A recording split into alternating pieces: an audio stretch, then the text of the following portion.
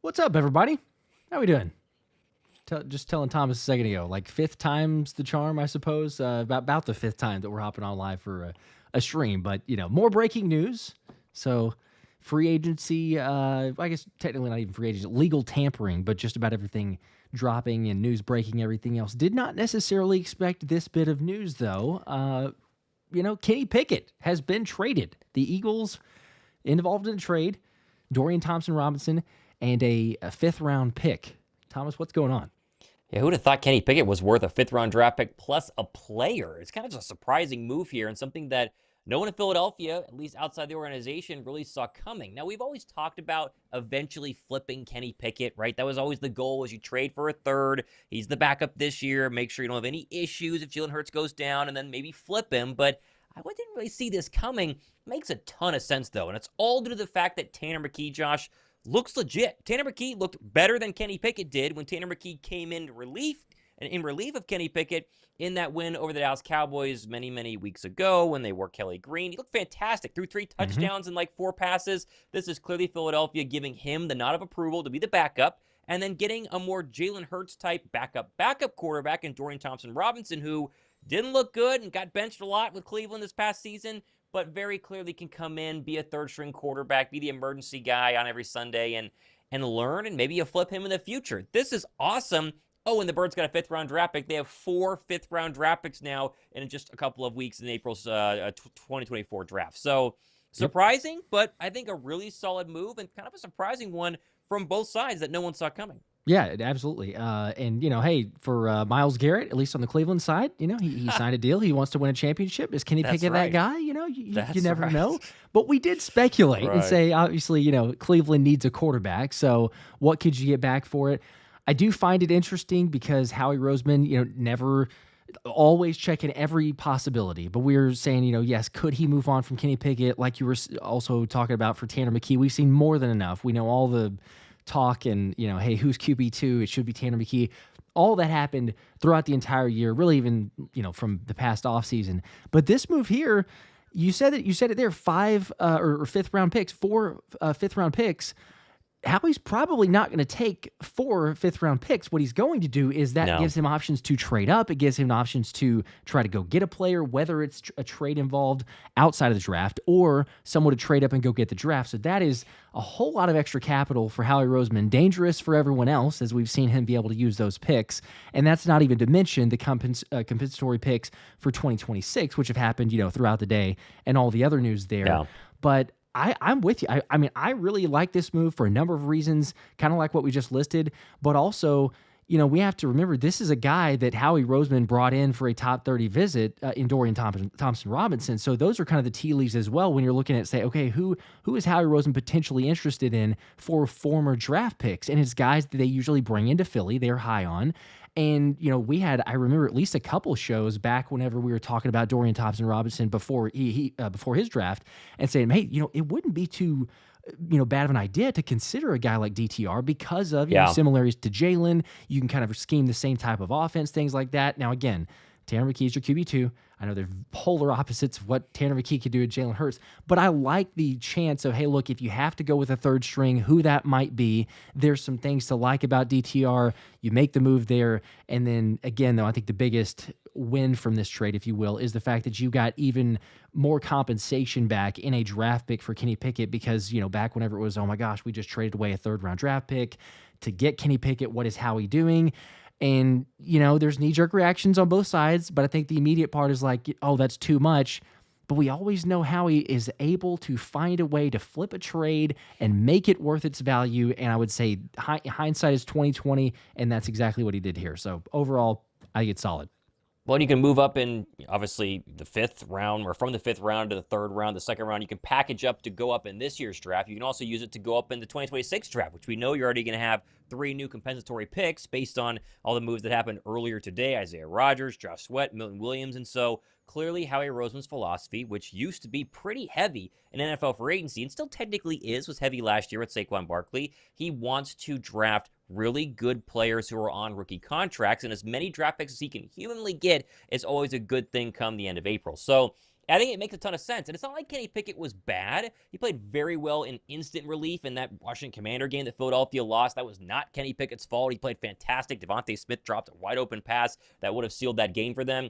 But when you watched what Tanner McKee was able to do against the Dallas Cowboys defense, albeit it was the Dallas Cowboys defense, he just looks, leagues further ahead than he should in the National Football League from where he was drafted out of Stanford late in the NFL draft, comes into Philadelphia, and you think nothing of him. And then it's like, wait a second, this guy has the size, he has the arm, seems extremely smart, very, very calm in the pocket, and can be, again, the quarterback that you want to play a game or two, a quarter or two, a series or two when Jalen Hurts inevitably has some sort of either rest because the Eagles are winning a bunch of games or he gets banged up. The past couple of years, it's been a little mixture of both. He has gotten banged up, thankfully nothing serious, and we all, I think, have a lot of confidence in Kenny Pickett's ability to win a Week 14 random matchup if his name ever gets called. Yes, absolutely. 100% with you there. The other part too, and I was reading a tweet here from Zach Berman, but saying the outcome obviously for this trade being a good one, and the fact that they traded 98, as we remember, so the third round pick, 2 2025 seventh round picks for Kenny Pickett and number 120. So remember, they get a third round for the fourth round, make that swap. But in essence, what they got out of it was 1 year of Pickett, an additional year of development for Tanner McKee, and turn that into a fifth round pick and DTR. Like, come on. It speaks for itself in the trade. You got a lot in the immediate, but how he's able to turn it around and have some for the future. And whether it's a trade up or get a package together, let's maybe hold off. I see a couple comments. That's a little bit extreme. I'm telling you, Abdul Carter's in the works. This is not That's even not in the works. Crumbs of a chance on what he got here for this trade. However, there's still a chance for a second or third round package up some things and go get a player.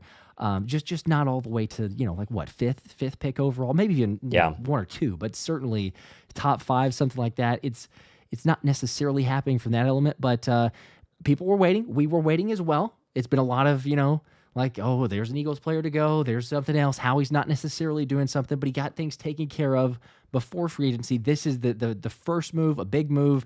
You make a trade, get some draft capital. I'm a fan, and several people are. Shaq with a 2 says, like this trade, considering we have Tanner especially. There you go. See? Like the trade. Good reasons for it. Dylan with a 5. What 2 players would you like the Eagles to go after in this free agency via trade or signing? Also, we have 4. Yes, we have 4. 4 fifth-round picks. So then the question of do we trade up, which we kind of talked about a little bit, but you have options, a lot of those with that many picks. Yeah, I'm a big Von Miller fan right now. I think if I had to pick somebody in the free agent market that makes sense to be a cheaper Von Miller on a 1 or 2 year contract. He's old, obviously, but we always talk about the Chris Long role, and BG was in that Chris Long role and was doing very well pre-injury against the Rams. And obviously, I don't think BG is going to come back, retort the tricep in the Super Bowl, and so go find your Chris Long guy. Von Miller, I think, makes a lot of sense. Lane Johnson, remember, tweeted the little hand wave emoji yesterday when Von Miller was officially released. Come on. So that's probably my target right now.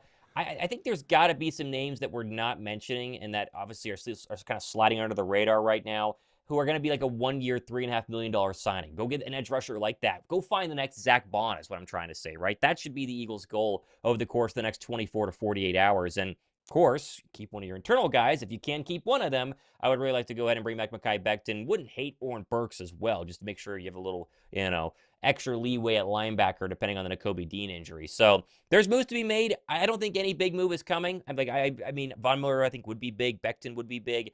I think Hendrickson has definitely been overpriced now. Philadelphia is not going to pay him $41 million a year to go ahead and get a little higher than Myles Garrett. So it's going to be a quiet free agency. This trade is the biggest thing we've had so far, but I think overall, as we talked about, it's the right moves to do because you don't overpay for guys who, in Josh Sweat's case, never had double-digit sacks but for 1 season throughout his entire career.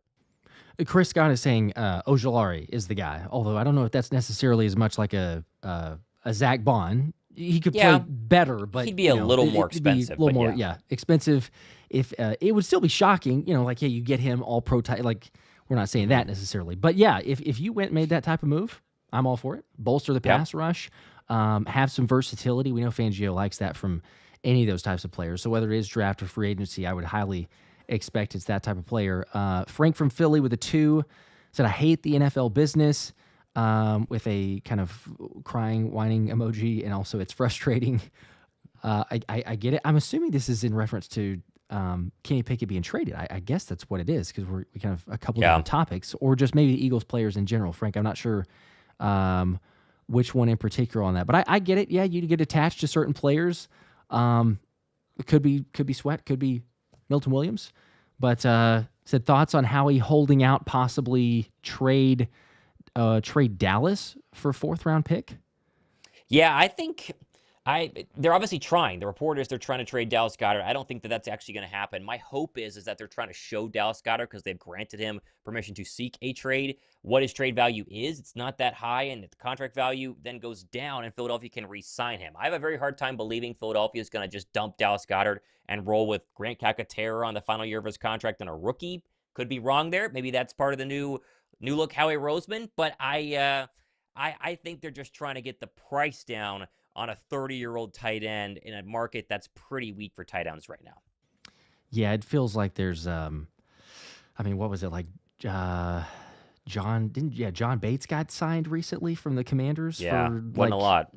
3 years for, I want to say 18, 20, something like that, which the Commanders are giving money to a lot of different people. Some make sense, the trade, Laremy Tunsil, all over the place. They're kind of going all in, but they're giving up a lot for the future to be in a weird place, not that it's impossible. A lot of draft picks, lots of compensation. We'll see how that plays out, but certainly in the immediate future, it's like, look, there's the Commanders. We knew they were going to be the challenge. They are for sure going to be the challenge, or at least the biggest rival in the NFC East.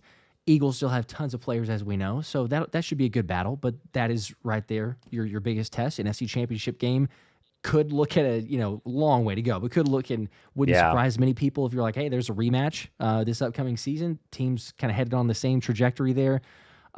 Overall, yeah, it's tight end market though. I don't know. I feel like if you can get Dallas to, as you say, because they let Slay even shop around, apparently, maybe. I don't know what the deal is. It's kind of a weird Slay's situation, news, right? Because Jordan Schultz has maybe not had the best day for free agency and breaking news, but talking about the initial Milton Williams signing with the Panthers, turned out to be Patriots, then also said Slay to the Steelers, and according to a couple other sources, it looks like that it's not done. It's feeling like the Steelers could be the team, but Wednesday we'll know officially, because then they would sign.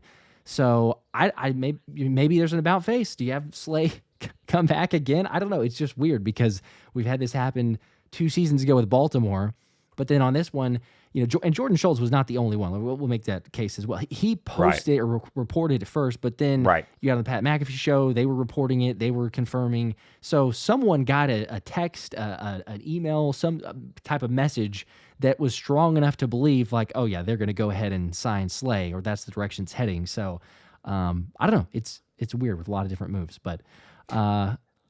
Josh with the 5 here real quick was going to mention, he said, hey, Kenny Pickett has more Super Bowl snaps than most other AFC quarterbacks. That's right. You could say he outdueled Patrick Mahomes in a Super Bowl. I mean, if you really want to go ahead and mention that. But the passer rating would be pretty similar through most of the game anyway.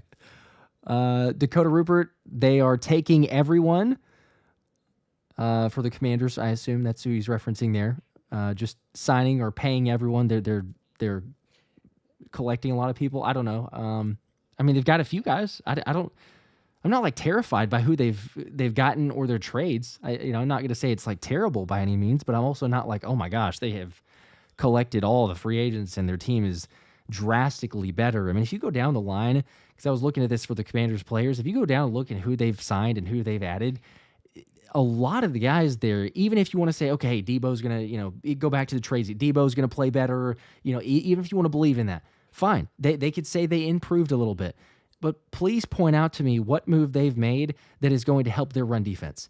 There's not a single player that they have added that I would believe that is like, oh, he's the extreme difference maker. I know they got Javon Kinlaw, but they've also lost Jonathan Allen. So, and you re-signed Bobby White, and he was there last year.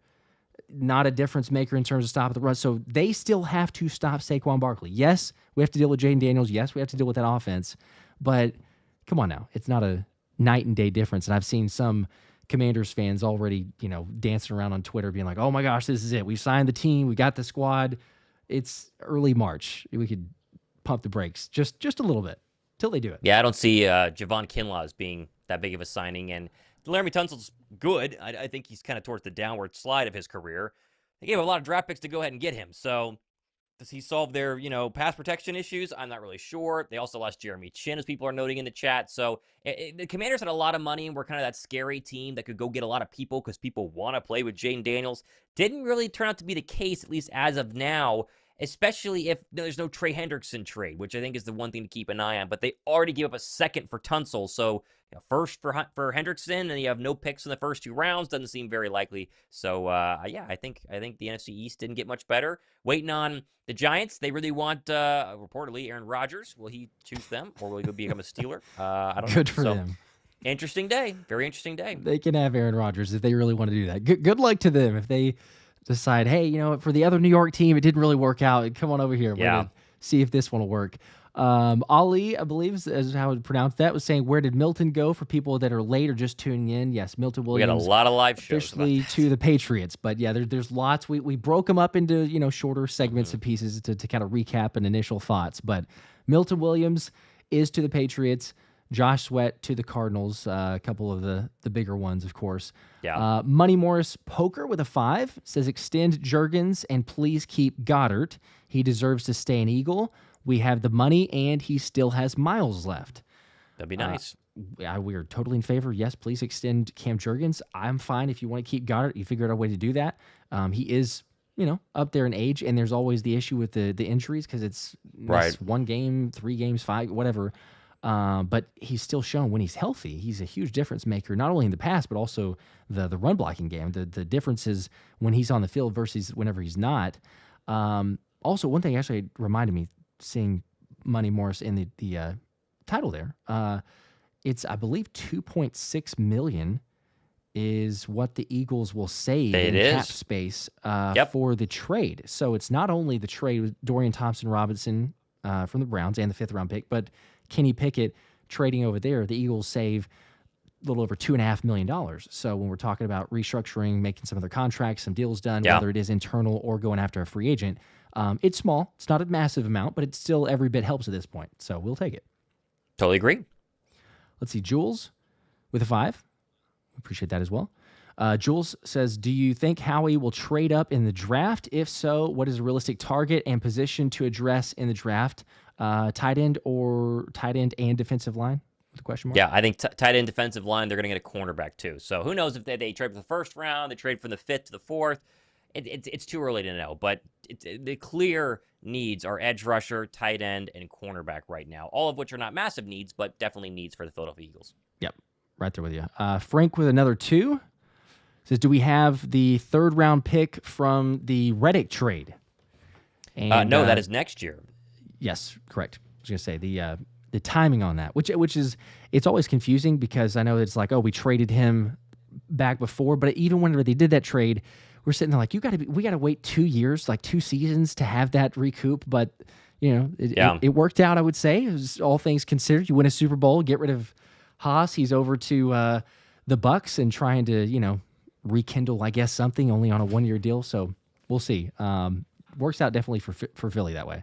Armchair MVP with a 2 said the Eagles still have 18 of the we've mentioned this a couple times today. 18 of the Super Bowl 22 starters. We're okay. Yeah. I mean, that is the key factor. We said after we lost Milton Williams, the first one time that we came on today, we've been live here and there for the past really probably 5 hours breaking down all this stuff down. And the first things that we said was they could lose all these players and they're still going to have the best roster in the NFC and they're still going to be heavily favored to defend their Super Bowl title. So totally agree. Yeah, they got plenty of moves being made. I think I've got the pups trying to break in here, so I might have to quickly run them out. Haran with a 5.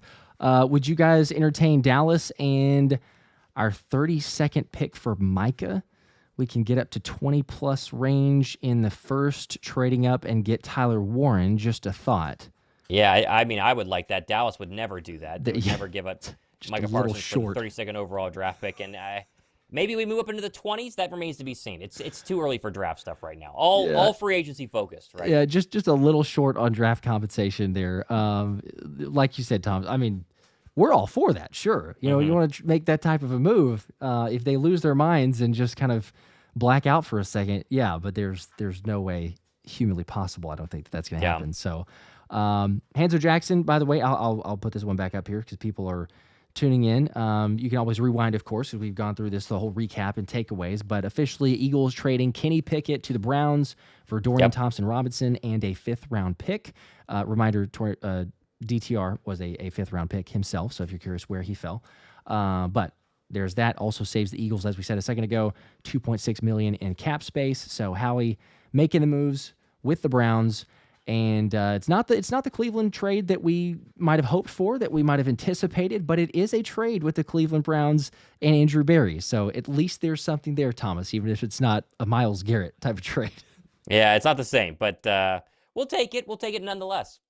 Yes. Let's see. There's other Yes. Okay. And as well, like people are mentioning here, I know it's later in the day, might not have had all the news or info, but yes, like Isaiah Rodgers to the Minnesota Vikings. Slay one will keep you posted if there's any other news or updates officially on that one. It did sound like he was going to go to the Steelers, and now it's a question mark. But yeah, Tanner McKee, QB2 should be locked in. I mean, you see multiple people saying that already, but Zach Berman, confirm. It's like, yes, Tanner McKee will be QB2.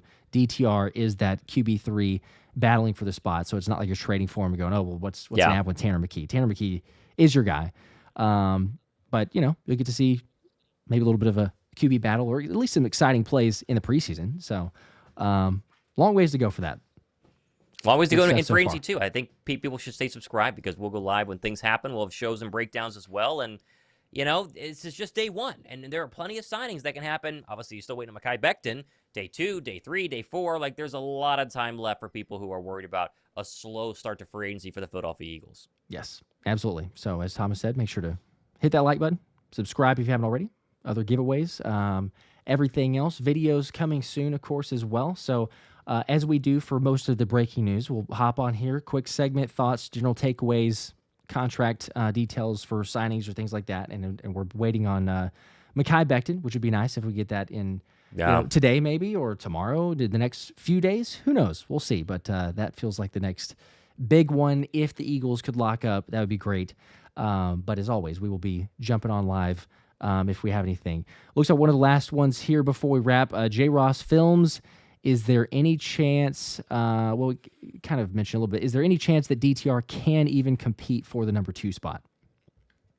I mean, probably not, but there's always a chance. Yeah, so, I mean, you got training camp, pre-agency. They're very happy with him being a third-string quarterback, clearly. He'll be the guy who is dressed, but obviously, not eligible to actually play until an injury happens, and then he gets called up. I think it's a solid move overall, and the Eagles like to be a quarterback factory, right? And so maybe they can turn DTR's career around. Why not? Yeah. Hey, Howie liked him for a reason. As we said, brought him in for a top 30 visit back before DTR's draft. And, that seems to reason that's, usually where he focuses. Same thing for Kenny Pickett. So for everybody that, again, I know it was very polarizing, but when we did the live breaking, hey, they traded for Kenny Pickett, there's some people like, oh, this could be good. And a lot of people are like, what on earth are we doing? Like, why did we give away?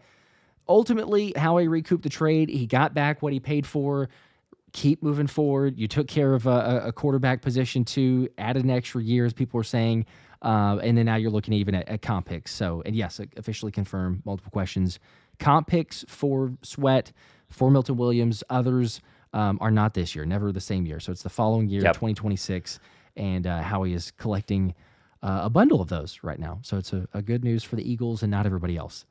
Yep. All right, I think that was the last one. So appreciate you guys. We will wrap here. But again, like we said, there's more videos, more news, info, details, all that coming soon. So we make sure to break that down. Actually, at the buzzer, Dakota, I see that there. We'll get to this one. Let's see, the 10 bomb. Let's go. Appreciate that. Right before says, what's your take on James from the facility saying Debo is better than Devontae Smith? What happened with Garrett wanting to compete? Don't know who James from the facility is, but he's an idiot on that, thinking that Debo is better. Debo's pretty washed. And Garrett wanting to compete, well, they offered him $40 million a year, and he didn't want to compete anymore. So that's there's your spark notes on that one. Yeah. I think James Jones is. I mean, they all have their bits. Like they all have their moments where they say something. And it's the question of, because you never know. Being in production meetings, though, it's certainly at the national media where it's like, hey, let's make a controversy, a story, get people to buy in, get engagement. All like, legit, does he believe that? Maybe he does. But there's also an element to it where it's like, hey, we need you to pick a side. Like, pick a side and just defend it. And so that's where you never know. But it's ultimately to get people fired up. So, yeah, the initial thought for sure is like, he's ridiculous. If we're talking about Debo 2021, then okay, maybe we have an argument. Fine. Successful, had a good season, solid play. He's been a shell of that player for so long now. But yeah, again, you got to get people fired up, and especially within fan bases now that are in the same division for Debo and Smitty. Sure, you go ahead and make that take and get people riled up on that side. And then similarly, like what Thomas said, I mean, Myles Garrett said that he wanted to win a championship until money talked. And then it was, yeah, well, I'll take the 40 million. and a lot of people would, hey, I can't honestly say, I don't know what I would do if I had, because it's also, he's made a ton of money. So, do you say, well, I don't need any more, or I don't need quite that much? Who knows? But 40 million is a crazy amount of money. So good for him. He got the cash, probably won't ever make it far in the playoffs, let alone when will he make the playoffs again. But that was his choice. So good for him. Do whatever you want. That's his decision. Yeah, there you go. All right, that was the last one. So we wrap it up. Appreciate you guys again, as always. Good news for the Eagles. I think if this is the last move as of the first day of legal tampering, I would say it was a positive, solid day overall for the Eagles. More than we anticipated. Still moves potentially to come. So stay tuned.